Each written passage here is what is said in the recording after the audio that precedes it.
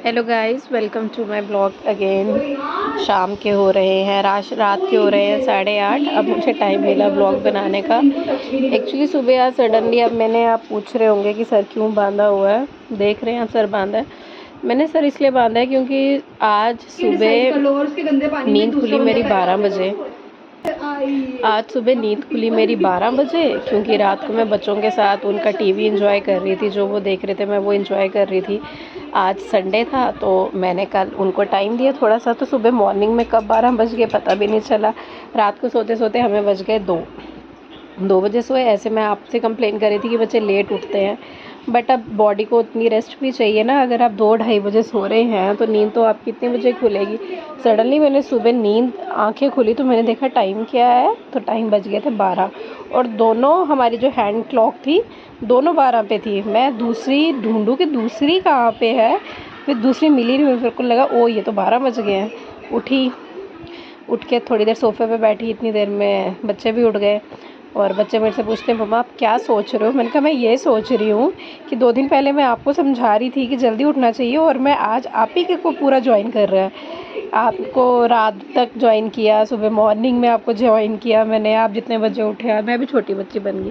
कहते मम्मा कोई बात नहीं, कभी कभी तो ये चीज़ें होनी चाहिए, थोड़ा सा डिफरेंट शेड्यूल होना चाहिए। बस उसके बाद उठने के बाद हमने ब्रश किया। ब्रश के बाद मैंने चाय ली। एम्प्टी स्टोमक तो चाय मैं लेती नहीं हूँ। फिर मैंने बच्चों बिस्किट्स लिए, साथ में बच्चों को दूध दिया, बच्चों ने दूध के साथ बिस्किट्स लिए।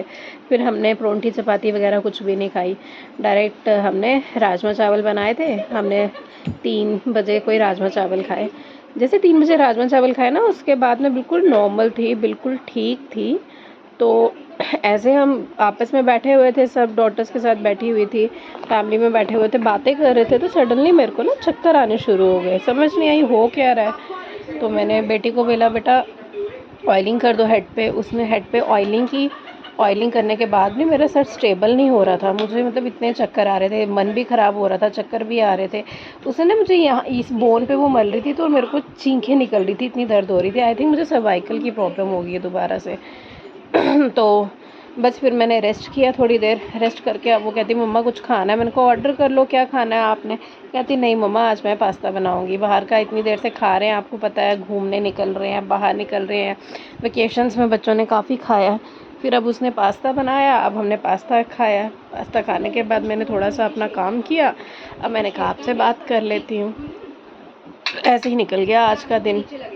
अब जैसे हमारे एजुकेशन मिनिस्टर सकीना इट्टू कह रही हैं कि वेकेशंस थोड़ी जो एक्सटेंड करेंगे सॉरी, सकीना इट्टू कह रही हैं जैसे वो हमारी वेकेशंस को एक्सटेंड करेंगी आगे बच्चों की, क्योंकि 25 तक क्लाइमेट जो है बहुत ख़राब बताया हुआ है।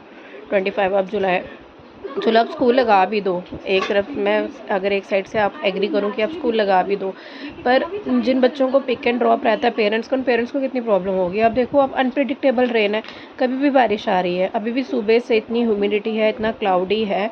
अब जगदम से बारिश कब आ जाएगी पता नहीं, क्योंकि 25 तक क्लाइमेट काफ़ी ख़राब बताया हुआ है। तो मुझे लगता है बच्चे घर पे तो कंफर्टेबल हैं, पढ़ भी रहे हैं बच्चे, काम भी कर रहे हैं, जो समझ नहीं आ रही है टीचर से बात भी कर रहे हैं, कंसल्ट भी कर रहे हैं। इतने कैपेबल तो है ही हैं पेरेंट्स की बच्चों को चैप्टर रीड करवाएं।